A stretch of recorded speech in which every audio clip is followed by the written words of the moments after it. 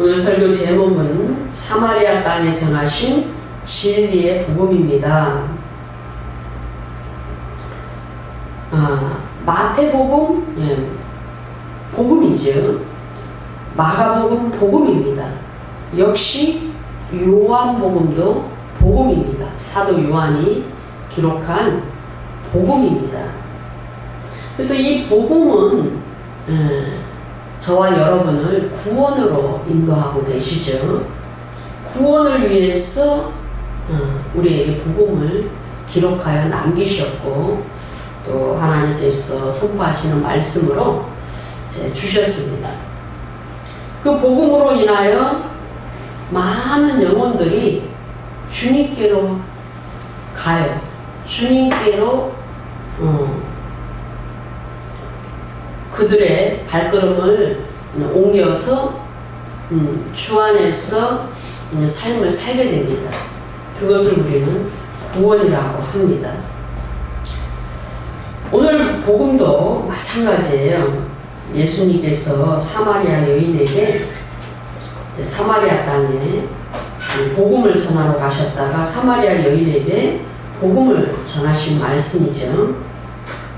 근데 이 말씀을 전부 마치시고 난 다음에 우리가 35절에 보면은 출소할 때가 이르겠다 하지 아니하였느냐. 주님께서 말씀하셔요. 너희는 넉 달이 지나야 출소할 때가 이르겠다 하지 아니하였느냐. 그런데 내가 보니, 예수님께서 내가 보니 너희에게 이르노니 눈을 들어 밭을 보라 희어져 추수하게 되었다. 추수할 때가 되었다라는 겁니다. 결국은 예수님께서 사마리아 여인에게 전하신 이 복음을 통해서 그 영적으로 이미 추수할 때가 가까이 왔다. 희어져서 추수할 때가 가까이 왔다라고 선포하십니다. 오늘 말씀을 한번 살펴봅니다. 배경은 이렇습니다. 예수님께서 그렇죠? 유대를 떠나서 갈릴리로 들어가시려고 그 가운데 사마리아 땅을 통과하게 되었습니다. 그 사마리아 땅에 수가라는 동네에 우물이 하나 있었는데 그 우물은 야곱의 우물입니다. 우리가 알고 있지요. 그 야곱은 아브라함의 아들, 이삭의 아들, 그 다음에 야곱입니다. 그러니까 굉장히 오래된 인물이죠. 야곱을 통해서 이스라엘 민족 12지파가 생겨났죠. 그러니까 그 야곱의 우물이 있는 그 땅이에요. 굉장히 이 영적으로 깊은 배경을 가진 그 장소입니다. 그곳에 다다르게 되었습니다. 그것은 어쩌면 모든 것을 아시는 예수님께서 발걸음을 그곳으로 인도하셨다라고 우리는 봐야 되죠. 그곳에 가니까 제6시쯤 되었다라고 말씀합니다. 그 제6시면 정말 한낮이라서 너무 날이 덥기 때문에 다른 사람들은 그 우물에 오질 않아요. 더운데 어떻게 우물에 옵니까? 물도 양동이를 이고 가야 되는 그런 상황인데, 근데 사마리아 여인 하나가 물을 길러 나온 겁니다. 예수님은 이 여인에게 복음을 전하십니다. 코로나 시대에 우리는 오늘 메인 본문인 이 복음을 이 말씀을 전하시면서 여러 목사님들께서 예배하는 장소는 필요에 따라 어쩔 수 없는 상황 가운데서 집에서 인터넷으로 예배를 드릴 수도 있고, 또는 뭐 급한 상황에서는 피치 못하게 그렇게 드릴 수도 있다라고 이제 인용하는 본문이 맞습니다. 그럴 수 있지요. 핍박받는 그런 상황에서는 유대인들도 지하 동굴에서 예배를 숨어서 드리고, 북한에서도 지금은 여전히 숨어서 예배를 드리고, 그치? 중동 땅에서 이슬람 교도들에게 복음을 전하는 사람들은 정말 숨어서 예배를 드립니다. 그거는 상황이 그럴 경우입니다. 그러나 대부분은 우리 바울 사도는 모이는 거룩한 장소를 구별하여 예배를 드려라. 그리고 모이기를 힘써라. 교회로 모여라. 그리스도의 신부로 모여라. 이렇게 말씀하시고 성교와 나눔과 사랑에 힘써라. 기도에 힘쓰는 그런 성도들이 되라라고 말씀하셨죠. 그래서 오늘 본문은 그 주제가 아무 데서나 예배를 드려도 된다라는 그 초점이 아닙니다. 우리는 잘 알아야 됩니다. 사마리아 여인은 20절에서 보면 우리 조상들은 이 산에서 예배하였는데 당신들의 말은 이제 유대인들, 예루살렘과 유대 땅에 살고 있는 남유대 지방의 사람들이지요. 우리가 솔로몬 이후 북이스라엘과 남유대로 나뉘어졌습니다. 그래서 이 우리 조상들은 할 때 우리 조상은 사마리아 땅의 여인이 가리키는 우리 조상은 사마리아 그 땅에 살고 있는 북이스라엘을 배경으로 하고 있는 그 조상들입니다. 그 조상들은 이 산에서 그리심산이죠. 이 산은 그리심산입니다. 이 그리심산에서 예배하였는데 그랬어요. 그러면 어떠한 예배의 장소가 있었다라는 것을, 그리고 그 당시에도 있다라는 것을 알려주죠. 그 예배의 장소는 알렉산더 대왕 때 이 그리심산에 유화 정책으로 성전을 지어줬습니다. 우리가 어떤 식민지화 할 때 그 땅을 침략해서 식민지 정책으로 유화 정책을 피는 왕들이 있고, 때로는 강압적인 정책을 피는 그런 민족도 있지요. 우리는 일제 식민지 일본의 그 침략을 통하여 식민지 기간 동안은 우리 말도 쓰지 못하고 우리 이름도 쓰지 못하고, 그치? 우리 땅의 모든 것을 수탈해가는 그러한 강제 정책을, 강압적인 정책을, 탄압 정책을 당했습니다. 그러나 이 알렉산더 대왕은 이 유화 정책을 펴서 이스라엘 민족이 여호와 하나님을 섬기는 것을 잘 알고 그들에게 좋은 점수를, 좋은 말들을, 평가를 받기 위하여 유화 정책을 펴서 그리심산에다가 성전을 지어줬습니다. 그러니까 그 땅 사람들은 포로기 이후에 북이스라엘이 먼저 아시리아에게 멸망을 당했고, 또 일본은 그 아수르 땅에 포로로 붙잡혀 갔습니다. 그 이후에 아시리아는 그 땅에 혼합 정책을 펴서 여러 지역의 민족들을 그 땅에 이주시켰습니다. 그래서 더군다나 북이스라엘은 당과 베델에서 우상 숭배를, 금송아지를 섬기고 있었는데, 이 여기에다가 더 플러스 우상 숭배가 만연하였죠. 그럼에도 불구하고 우리가 보면 엘리야와 엘리사 시대에 갈멜산에서 정말 야훼 신앙을 갖고 있는 일부 사람들에 의해서 그 신앙이 뿌리를 내리고 있었고, 하나님은 그들을 보호하기 위하여 선지자 학교를 북이스라엘 땅에 세우시고 많은 선지자들을 동네로 보내시는 그런 배경을 갖고 있었습니다. 그러니까 그 아주 깊이 은밀하게 만연하게 이렇게 정말 뿌리 있게 내려오던 야훼 신앙이 있었던 거예요. 그렇기 때문에 포로기 이후에도 그 땅에 돌아온 자들에 의해서 그 땅에 야훼 신앙을 여전히 유지하려는 사람들이 있었기 때문에 그 산에 성전을 지었던 것입니다. 그럼에도 불구하고 문제는 뭐냐면 그 신앙이 온전하지는 못했어요. 사마리아 여인은 질문합니다. 우리 조상들은 이 산에서 예배하였는데, 그렇죠. 전통적으로 그 산에서 예배했습니다. 왜요? 신명기 11장 29절에 보면은 모세를 통하여 여호와 하나님은 그렇게 말씀하셨어요.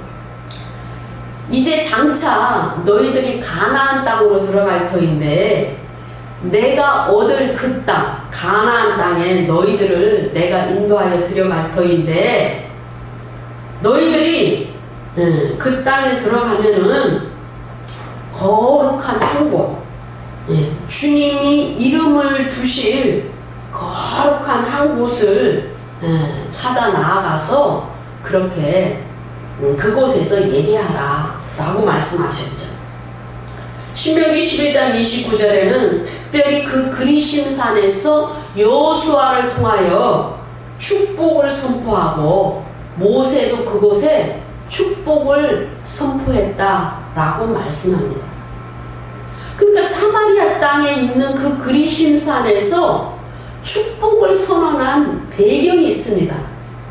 그 위대한 모세를 통하여 그리심 산에서는 축복을 선포하고 에발산에서는 저주를 선포했어요. 여러분은 축복을 선포한 산을 좋은 곳으로 선택할 것입니까? 아니면 저주를 선포한 그 산을 예배하는 산으로 선택할 것입니까? 뻔하죠? 그 영적인 지도자를 통하여 축복이 선포된 그리심 산에서 예배하기를 원할 겁니다. 그 산에 어떤 토대를, 영적인 토대를 두고 성전을 짓기를 원하고 그 산에서 여호와께 불을 짓기를 원하는 것은 당연하겠죠. 이러한 그리심 산의 배경이 있는 겁니다. 그리고 신명기 12장 5절에서 오직 너희를 위하여 여호와 하나님께서 자기 이름을 한 곳에 두시는데 너희 모든 지파들은 그 이름을 두신 그 택하신 곳을 찾아 나아가서 그렇게 예배하라 라고 했기 때문에 성전을 짓고 제사하는 곳을 구별하게 된 것입니다. 이런 말씀을 토대로 보면은 그리심산에서 알렉산더 대왕을 통하여 성전이 지어지고, 그쵸? 그곳에서 예배하는 것이 그렇게 나쁘게 잘못된 것이라고 하기에는 좀 그것이 잘못됐나? 라고 분별력이 없어질 것 같은, 좀 흐려질 것 같은 그런 생각도 듭니다. 그럼에도 불구하고 주님은 계속 성경에서 뭐라고 말씀하셨냐면 예루살렘에, 그렇죠? 예루살렘 그 성전에 내 이름을 두었다. 내가 영광으로 임하신 곳이고 내 발등상이 있는 곳이다 라고 말씀하셨어요. 그리고 아브라함을 통하여 벌써 살렘에, 예루살렘의 고대어가 살렘입니다. 그 살렘의 살렘 왕을 통하여 제사장으로 삼고 그 제사장이 아브라함에게 11조를 받은 그 배경을 우리에게 이미 보도하고 있습니다. 그렇다면 그리심산에 여호와 하나님 이름을 두신 것이 아니고 예루살렘 성전에 이름을 두신 것이죠.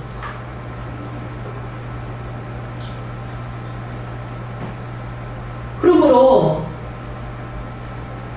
그들은 그 시장이 또 잘못됐고 그들은 또 그들이 사용하는 모세 오경은 모세 오경이 아니고 모세를 통하여 여호와 하나님이 주신 율법책 모세 오경이 아니고 사마리아 오경입니다. 사마리아 오경. 그 사마리아 오경 사본을 우리가 독해를 해보면 모세 오경과 상당히 다른 본문이 있는 것을, 훼손된 본문이 있는 것을 우리는 알 수가 있습니다. 사마리아 여인은 예수님께 질문했습니다. 아니, 전통적으로 우리 조상들은 이 산에서 예배하였는데 왜 유대에 있는, 예루살렘에 있는 당신들은 예루살렘에 있다 하더이까 합니까? 하고 질문한 겁니다. 우리는 이 대화가 복음이라는 것을 우리는 알고 있어요. 비록 여인이 질문했지만 예수님이 대답하셨습니다. 예수님께 무게가 있습니다. 예수님은 여자에게 대답을 했습니다. 21절에 보시면 예수께서 가라사대 여자여 하대하는 것이 아닙니다. 굉장히 존중하는 표현입니다. 여자야, 여자여, 내 말을 믿어라. 이 산에서도 말고 예루살렘에서도 말고 너희가 아버지께 예배할 때가 이르리라. 사마리아 여인은 예배할 장소가 진짜 예루살렘이 맞습니까? 라는 의미를 담고 질문했지만은 그럼에도 불구하고 예수님은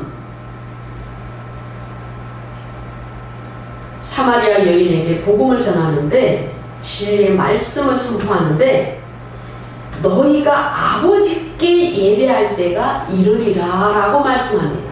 그렇다면 예수님의 말씀은 뭡니까? 이 말씀에 담긴 진리는 뭡니까? 복음은 뭡니까? 예배의 대상입니다. 예배의 대상.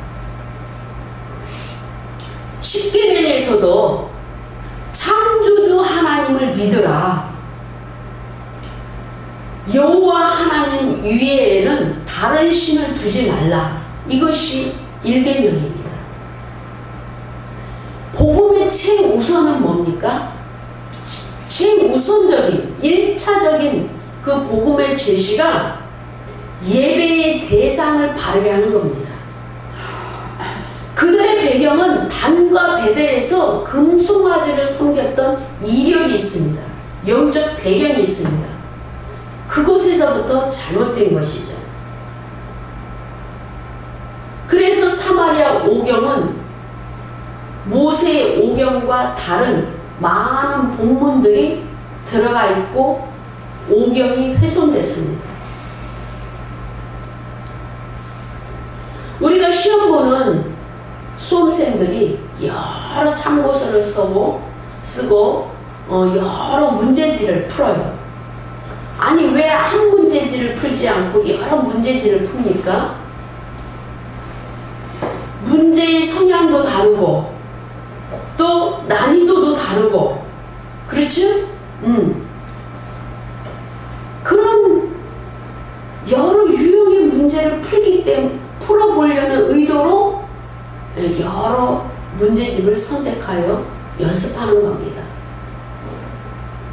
사본이 다르고, 그쵸? 사마리아 오경이 많은 본문에서 훼손이 됐다면 그들의 신앙은 바르게 성장할 수 없고 여호와 하나님을 온전히 섬길 수가 없는 겁니다. 그래서 이단들이 뭐라고 합니까? 자신이 하나님이라고 그래요. 그치? 이단들은 그렇게 말하잖아요. 자신들이 섬기는 그 교주가 하나님이라고 말합니다. 그렇게 뭔가가 첫 단추가 잘못 끼어지면 조금 지나면은 그들의 교주가 하나님이 되는 거고, 그 안에서 행해지는 모든 신앙의 형태는 정상적인 성경을 기반으로 신앙생활하는 그런 사람들의 시각으로 보면은 정말 이상합니다. 그래서 우리는 그들을 사입이라고 부릅니다.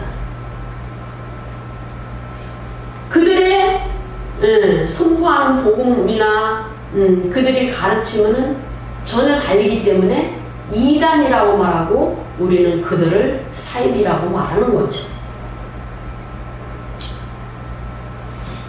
그러므로 사마리아 여인의 질문은 자신들이 그곳에서 예배하는 것에 대해서 정당하지 않습니까? 우리의 신앙이 바른 것이 아닙니까? 라는 의미를 함축하고 있는 질문을 한 것이죠. 그러나 예수님은 이제는 교회 시대가 열리고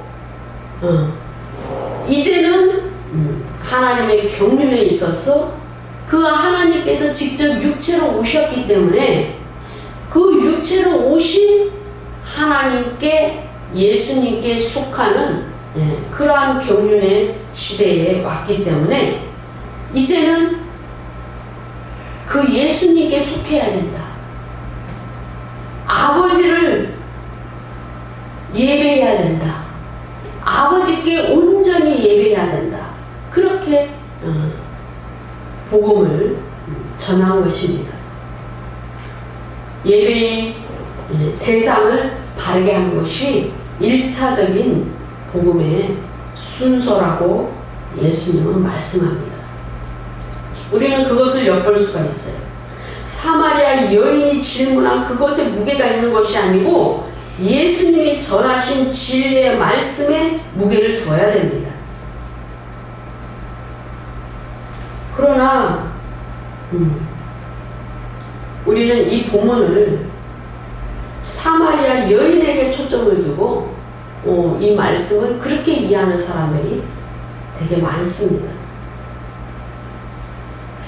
예수님은 계속적으로 말씀합니다. 22절에 보시면 너희는 알지 못하는 것을 예배한다 그랬어요. 우리는 그래서 이 말씀을 통하여 사마리아 여인이 질문한 것이 절대로 메인이 아니다. 거기에 무게를 두면 안 된다라는 것을 알게 됩니다. 그들은 그리심산에서 그 성전에서 예배했다라는 거예요. 그런데 그 예배가 알지 못하는 것을 예배했다라는 겁니다. 이 알지 못하는 예배라는 말을 통해서 예수님께서 왜 1차적으로 우선적으로 예배의 대상이 아버지라는 그 복음을 제시했는지를 우리는 알게 됩니다. 사도 바울도 로마서와 사도행전에 보면은 여러 디아스포라에서 복음을 전하는데 만신, 그들이 제단을 쌓는 그곳에 보면 여러 만신들이 있다라는 거예요. 여신도 숭배하고 정말 우리는 그리스 로마 신화에 보면은 뭐 여러 신들이 있잖아요. 그 신들이 다 헬라 땅에서 숭배되고 있었습니다. 그래서 사도 바울은 그들에게 말했어요. 너희들은 알지 못하는 것을 예배한다 그랬어요. 그러니까 그들은 왜 알지 못하는 시대기에 라면서 유패를 써놓고 거기다가 제물을 올려놓고 예배를 했는가라는 거죠. 그 마음의 의도는 무엇인가라는 거죠. 사도 바울은 정확하게 집어서 말했습니다. 너희들이 혹시 어떤 신이 있는데 너희들이 미처 그 신을 깨닫지 못해서 그 신이 너희들을 해코지하고 너희들에게 화를 주고 너희들이 그 신을 섬기지 못함으로 화를 당할까봐 아예 알지 못하는 신에게 라는 위패를 두고 그 알지 못하는 신에게조차 너희들은 예배했다. 그렇게 말했습니다. 그런데 이 의미는 오늘 요한복음 4장 22절에서의 의미는 너희들은 여호와 하나님을 섬긴다고 하지만 그것은 진리에 근거한 예배가 아니기 때문에 알지 못하는 것을 예배했다라는 겁니다. 진리가 훼손되기 때문에. 그래서 우리는 아는 것을 예배하노니 포로기 이후에 최소한 돌아온 남은 자들에 의해서 사마리아 땅에 들어간 자들도 여전히 남은 자죠. 포로기 이후니까. 그 남은 자에 의해서 예배했는데 우리는 아는 것을 예배했다라는 겁니다.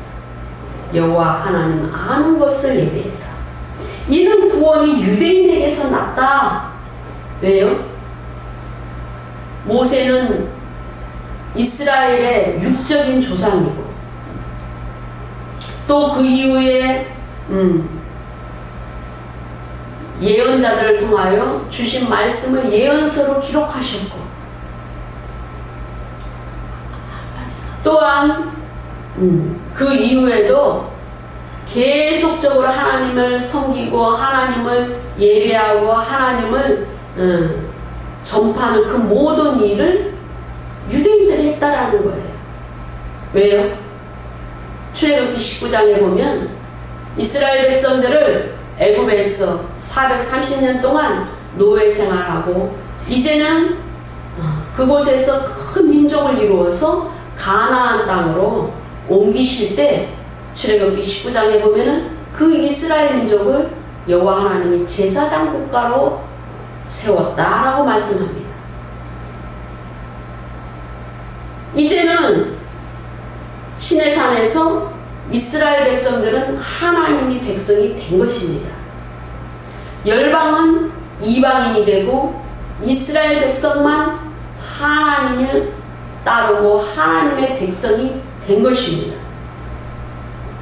그래서 그들을 통하여 하나님이 전해졌고 하나님을 섬기는 방법이 전파되었고 하나님 말씀이 보존되었기 때문에 구원이 유대인에게서 났다라고 말씀하고 있는 겁니다.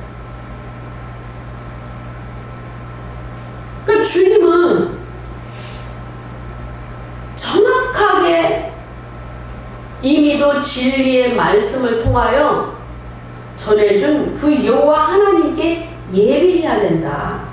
여호와 하나님 창조주 하나님 아버지께만 예배해야 된다.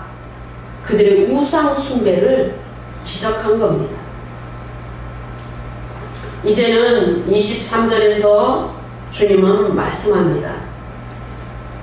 아버지께 참으로 참되게 예배하는 자들은 영과 진리로 예배할 때가 오나니 그랬어요.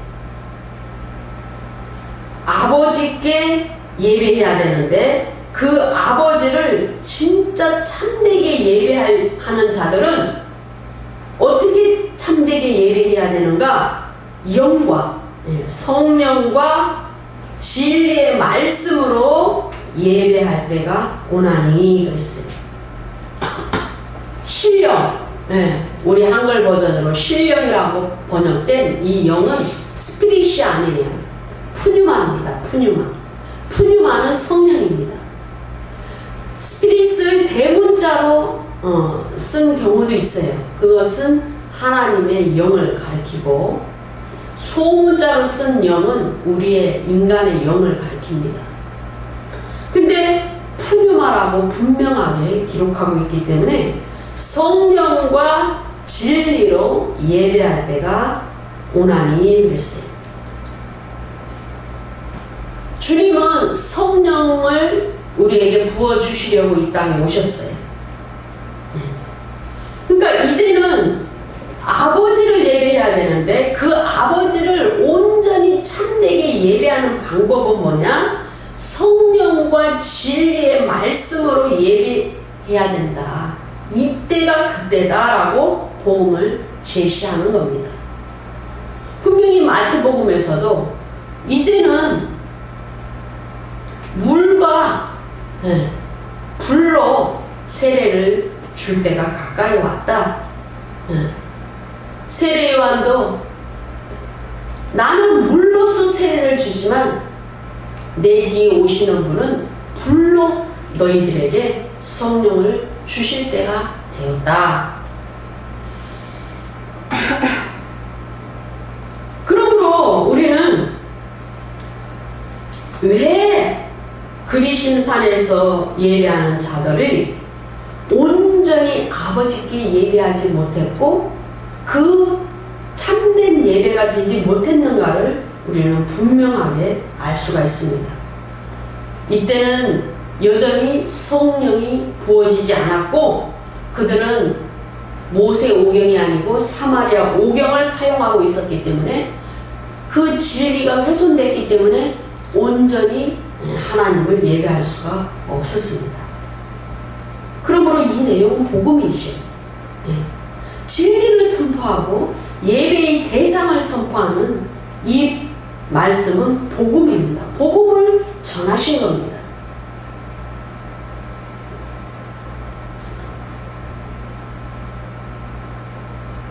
(24절에) 보시면 하나님은 영이시니 예배하는 자가 성령과 진리로 예배할지니라. 하나님은 영이시기 때문에 영적인 교통이 일어나려면 성령 안에 있을 때 하나님과 영적인 교제가 일어납니다. 그래서 우리는 성령 안에서 기도하고 성령을 의지하여 삶을 살아야 되고 성령의 도우심을 받아야 되고 성령의 보호 아래 예배해야 되고 성령의 인도하심으로 예배해야 되고 성령의 호의를 받으며 예배해야 되는 겁니다. 이 말씀을 이 복음을 다 전했을 때 요한복음 4장 25절에 보시면 여자가 가로되 메시아 곧 그리스도라. 이 사마리아 여인의 고백이 바뀌었습니다. 19절에서는 여자가 가로되 주여 내가 보니까 당신은 선지자로소이다. 선지자. 왜요? 왜 그렇게 고백했나요? 자신에 대해서 너무나 정확하게 알고 있기 때문에. 그치? 결혼을 몇 번 했는지 내 남편이 누군지 자신의 상황을 사생활을 너무나 잘 알고 있었기 때문에 선지자로 생각했었어요. 근데 이 정말 온전한 복음을 전해 듣고 사마리아 여인의 고백이 바뀌었습니다. 여자가 가로되 메시아 곧 그리스도라. 당신은 그리스도입니다. 구원자입니다. 그러니까 사마리아 여인은 적어도 어떻게 구원을 받는가, 어떤 것이 온전한 섬김인가, 예배인가 라는 것에 대해서 복음의 말씀을 전했을 때 그 영이 깨달은 게 있는 겁니다. 마치 스폰지가 물을 빨아들이시 거부하지 않고 예수님의 복음을 받아들인 겁니다. 와, 맞다. 저 말씀이 맞다. 그 영에 부딪히는 것이 있었습니다. 빛으로 들어간 겁니다. 그러니까 그 고백이 바뀐 것이에요. 그래서 오늘 이 말씀을 보면은 사마리아 여인이 동네에 들어가서 물동이를 버려두고 막 달려가서 와봐라! 내게 말한 이 사람이 그리스도가 아니냐 라고 했습니다. 사마리아는 동네는 유대인들이 아주 멸시하고 사마리아 개라고 생각하고 사마리아인들에 대해서 개라고 했습니다. 왜요? 하나님을 온전히 섬기지 않기 때문에 신앙이 전혀 다르고 혼합종교고, 그치? 그래서 그들과는 상종도 안 했습니다. 근데 그 가운데 드디어 복음의 씨앗이 뿌려진 겁니다. 예수를 그리스도로 고백하는 자가 생긴 겁니다. 베드로가 주는 그리스도시요 살아계신 하나님의 아들이시다 라고 유대 땅에서 가장 먼저 고백한 사람이 베드로입니다. 근데 그 고백을 그 죄 많은 사마리아 여인의 입에 드디어 그 고백이 나온 겁니다. 씨가 뿌려진 겁니다. 제대로 된 씨가 하나 뿌려졌습니다. 그런데 그 씨를 통해서 동네에 선포됐습니다. 와봐라. 그리스도가 우리 땅에 왔다. 이 동네에 그리스도가 왔다. 진정으로 하나님의 진리의 복음을 전하는 자가 왔다라고 전했습니다. 그 상황은 그 전한 그 상황인데 예수님은 영적인 눈으로 이미 추수할 것을 바라봤습니다. 제자들에게 너희는 넉 달이 되어야 추수할 때가 이르겠다 하지 아니하였느냐. 그런데 내가 보니까 눈을 들어 저 밭을 보니까 휘어져 추수하게 되었다. 이 말씀은 이 사마리아 여인의 그 예수를 고백하고 예수를 동네 사람들에게 전파하는 그 뿌려지는 씨, 그 씨를 보고 벌써 영 안으로 보라 휘어져 추수할 때가 되었다. 사마리아 땅도 이제 추수할 때가 되었다 라고 주님은 선포하시는 겁니다. 우리는 기도의 제목이 굉장히 오래도록 몇 년 동안 기도해서 결실을 보는 때가 있어요. 그렇죠? 어떤 것은 금방 결실을 봅니다. 그런데 어떤 것은 몇 년, 10년, 20년 되어서 기도의 결실을 얻는 것이 있어요. 그러나 영계에서는 이미 시작이 된 겁니다.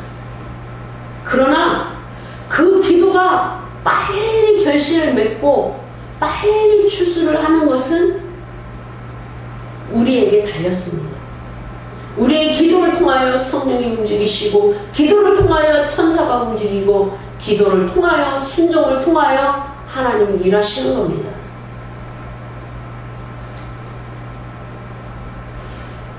작년에 우리가 정말 많은 기도를 했죠. 그래서 또 올해도 또 기도를 통하여 많은 기도의 결실을 맺었습니다. 22년에 소원의 항구에 닻을 내리는 한 해였어요. 그렇죠? 우리가 영적으로 많은 결실을 맺고 지금 맺어가는 씨가 뿌려져서 진행되어 가는 그 과정에 있는 기도의 제목도 있습니다.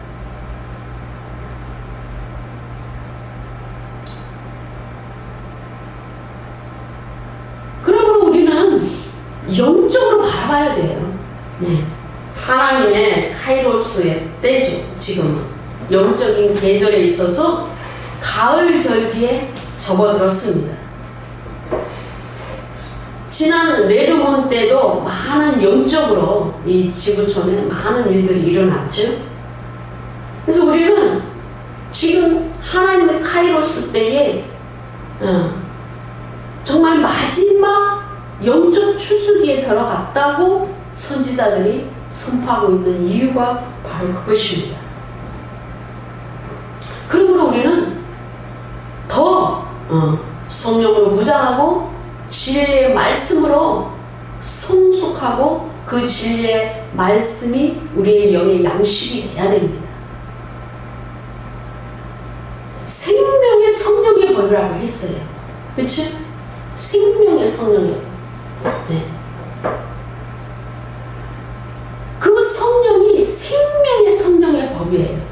진리도 우리에게 양식이 되고 그 양식이 우리에게 생명이 되죠. 그래서 우리가 결실의 열매가 되는 겁니다. 오늘 우리는 추수감사주일을 맞이하여 주님께서 우리를 얼마나 사랑하시고 우리를 통하여 열매 맺기를 원하시고 우리가 알복이 되기를 원하시는가. 그래서 계속 요한계시록에서는 알복을 추수하기를 원하시는 하나님의 심판에 대해서 기록하고 계십니다. 하나님은 절대로 축정이는 저 하늘의 곳간에 들이시는 것이 아니고 지옥불에 던지시는 것입니다. 불태워지는 지옥불에 던져지는 것입니다. 그러면 우리는 이러한 이 가을 계절에 추수의 계절에 이 자연의 현상을 통해서도 우리는 하나님의 뜻과 의도와 목적을 분별할 수가 있고 우리가 정말 그 영적인 추수를 위해서도 예수님처럼 정말 도저히 가망이 없는 것 같은 그 대상에게도 그 영혼에게도 하나님 복음을 계속적으로 전해야 된다는 사실을 잊지 아니하시는 그것을 또 순종으로 실행하시는 저와 여러분이 되시기를 예수 이름으로 축복합니다. 아멘.